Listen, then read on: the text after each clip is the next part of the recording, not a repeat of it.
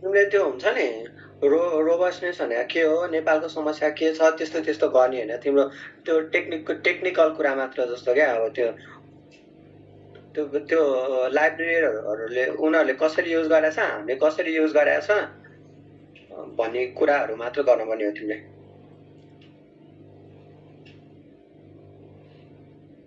This article presents OSMNX on new tool to make. यत्रो लामो होइन नि त, छोटो छोटो भन्यो। तिमीले त के एक लाइन दुई लाइन हामीले भर्खरै गरेको थिएन, त्यस्तो गर्ने हो क्या।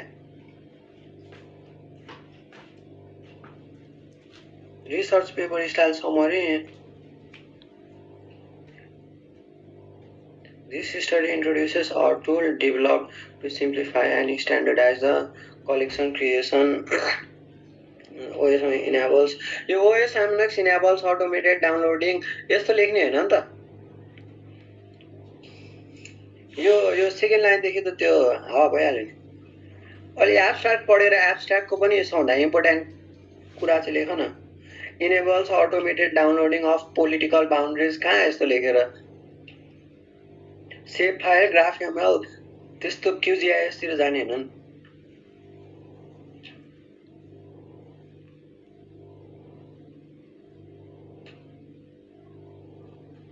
यो उसको लेख्नुपर्छ होला हैन?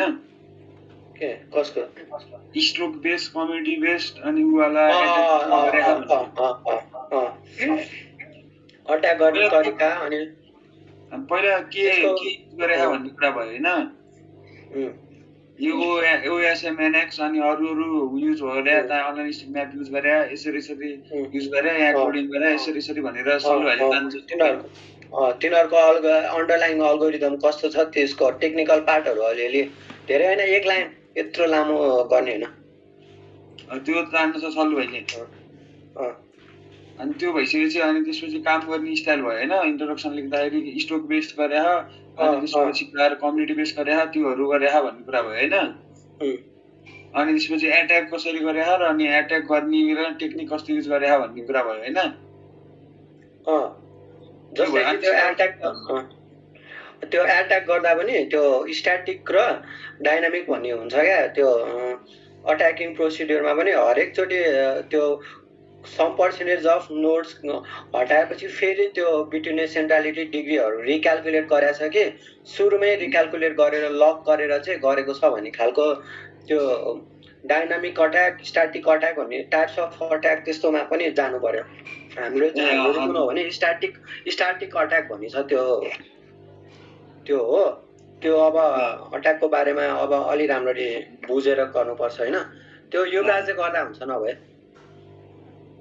युवराजले त झन् हुन्छ। मैले हिजो त्यही पढिरहेको थिएँ के हो भनेर। नोट्सहरु रिमुभ गर्दा चाहिँ कसरी गर्ने रहेछ, कसरी रिजल्ट अब्टेन गर्ने रहेछ, प्रोसेस कस्तो हुँदो रहेछ, अनि हुन्छ नि टुल्सहरु के युज गर्ने रहेछ, त्यसको कसरी गरेको छ हामीले भनेर।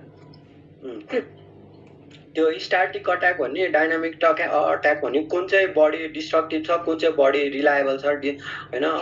कमनली युज चाहिँ कुन हो अनि रियरली युज कुन हो, कुन प्यारामिटरको लागि चाहिँ कुन अट्याक सुटेबल हुन्छ, त्यस्तो कुराहरु खोजेर त्यो अट्याकको बारेमा एकजनाले ल्याए हुन्छ, एकजनाले हामीले युज गरेको लाइब्रेरीहरुको बारेमा त्यस्तो गरे हुन्छ, अनि एकजनाले चाहिँ त्यो मोडलिङको बारेमा गरे हुन्छ, अनि अर्को एकजनाले चाहिँ कस्तो रिजल्ट आयो, कस्तो प्रब्लम आयो, कसले चाहिँ हैन फ्युचरमा के गर्नलाई सजेस्ट गरेको छ, त्यो कुराहरु गर्दा हुन्छ।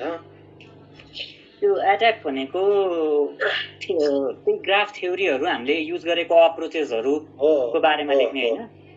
त्यो अप्रोचेसहरु चाहिँ म लेख्दिन्छु त्यसो भए सबै। हैन ग्राफ थ्योरीमा त्यो नोट्सहरु रिमुभ गर्ने कसरी गरे, अनि गरेपछि के गरे, गर्नु अगाडि के गरे, अनि त्यो सिक्वेन्स कुन गरेको, मोन्टे कार्लो सिमुलेसन भन्ने सम्म जानु पर्छ। त्यो ग्राफ थ्योरीमा त स्ट्रोक सेगमेन्टहरु आयो हैन र? ग्राफ थ्योरीमा स्ट्रोक सेगमेन्टहरु आयो नि त। त्यो अट्याकको बारेमा बुझ्नेलाई चाहिँ अलि धेरै बुझ्नुपर्छ त्यो मान्छेले चाहिँ भनेर हो। सबैको अब हाम्रो ऱ्यापिड अर्बनाइजेसन छ, हाम्रो यस्तो प्रब्लम छ, ठाउँ छैन होइन, रोबस्टनेस भने यो हो, रिलायबिलिटी भने यो हो भनेर मात्र हुँदैन क्या। ट्राफिक क्यापासिटी, लिङ्क क्यापासिटी भनेर एकजनाले चाहिँ त्यो गर्ने हो, सबैको त्यो भयो भने त त्यो त अब गर्नै पर्दैन नि हौ, त्यो त सबैले गरिसक्यो। अब जुन छ त्यसलाई ट्रान्सफर गर्ने कुराहरू हैन। त्यतातिर नि एकजनाले डिग्री डिस्ट्रिब्युसन कस्तो कस्तो हुँदो रहेछ त्यो म रिजल्टमा नि त्यो हाल्न त हालेको छु। अब रिजल्टमा त मैले हाम्रो आएको रिजल्टको इन्टरप्रिटेसन हो होइन, कुन कुन ठाउँमा चाहिँ डिग्रीहरूको बिट्विन सेन्ट्रालिटीहरूको डिस्ट्रिब्युसन चाहिँ कस्तो कस्तो रहेछ त्यो खालको एकजनाले खोज्नु पर्यो। जस्तै कि अब यहीँ यो सागरको होइन, गुगल स्कलरमा गएर हाल न, डिग्री डिस्ट्रिब्युसन होइन, centrality distribution and centrality measures of road networks भनेर हाल आइहाल्छ। त्यसरी चाहिँ खोज्नु पर्यो कि।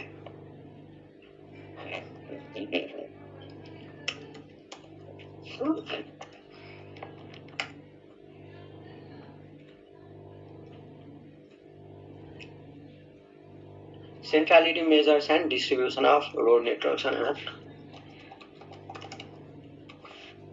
रोड नेटवर्क्स भनेर हान्दा थोरै आयो भने चाहिँ होइन, नेटवर्क मात्र भनेर हान्दा नि हुन्छ।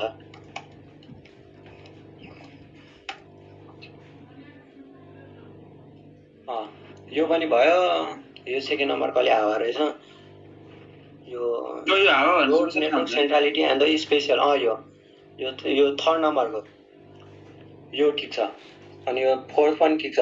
अब एकजनाले यस्तो हेर्नु पर्यो होइन, अनि अर्कोले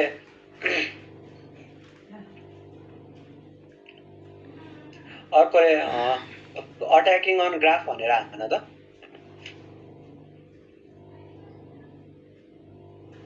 attack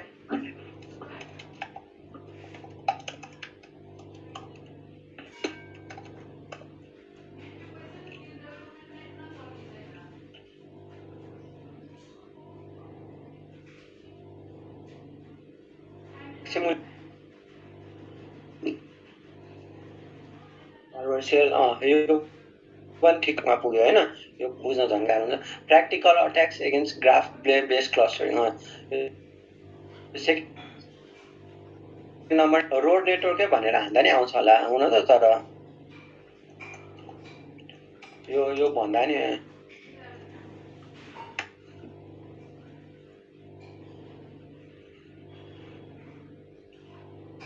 using a random graph model to understand to link failures, यो पनि ठिक छ छन चाहिँ लार्ज स्केल अट्याक्स भइहाल्यो।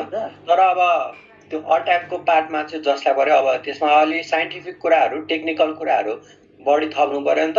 त्यही भएर चाहिँ रोड नेटवर्क भन्दा पनि अट्याकिङ अन कम्प्लेक्स नेटवर्क भनेर हानेर त्योबाट आएको कुराहरू चाहिँ थप्दाखेरि राम्रो हुन्छ। अट्याकिङ अन कम्प्लेक्स नेटवर्क अथवा रियल लाइफ नेटवर्क भनेर हान्दा हुन्छ। रियल लाइफ नेटवर्क भन्यो भने अथवा कम्प्लेक्स नेटवर्क भन्यो भने चाहिँ पाइपतिर पनि जान सक्यो, ट्रेनतिर पनि जान सक्यो होइन। सोसियल नेटवर्कतिर नि क्यास्केड बेस्ड अट्याक्स, यो पनि ठिक छ। अट्याक भनेर यो थर्ड नम्बरको। अनि कस्ट अफ टार्गेटेड, यो अन्डरएस्टिमेटेड कस्ट अफ टार्गेट, यस्तो कुराहरू मैले भने बुझिहाल्यो। अब त्यो एकजना गर्नु पर्यो। तिमी वर्ड सेयर गर होइन, लेख अनि नाम पनि लेख्दियो तिनीहरूलाई, गर्छन्। अरू अब कसैको दिमागमा पपअप यो थप्नु पर्ला जस्तो लाग्छ भने भन है, मैले छुट्याए हुन सक्छ।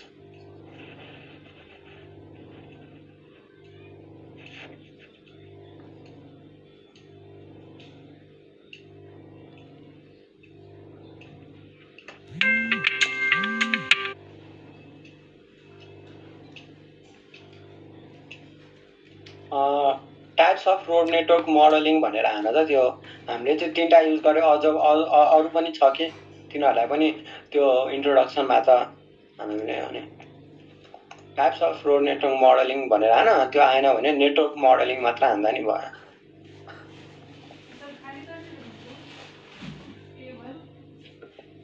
Models and algorithms for road network design, model street networks, types and road safety. त्यो अलि आएन है यसमा।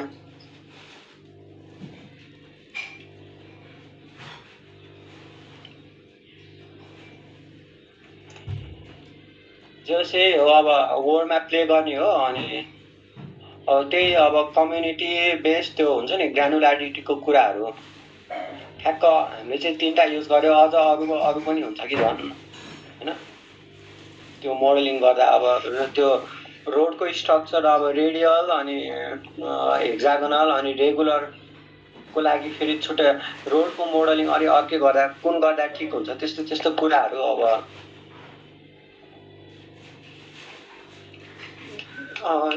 त्यस्तै हो। अब जे होस् होइन, सबैले के गर्नु पर्यो भने टेक्निकल कुरामा चाहिँ फोकस गर्नु पर्यो क्या। टेक्निकल कुरा एड गर्नलाई चाहिँ अघि आएको थियो नि त्यो युजर इक्विलिब्रियम कसले लेखेको थियो, त्यस्तो कुराहरू थप्दा भयो।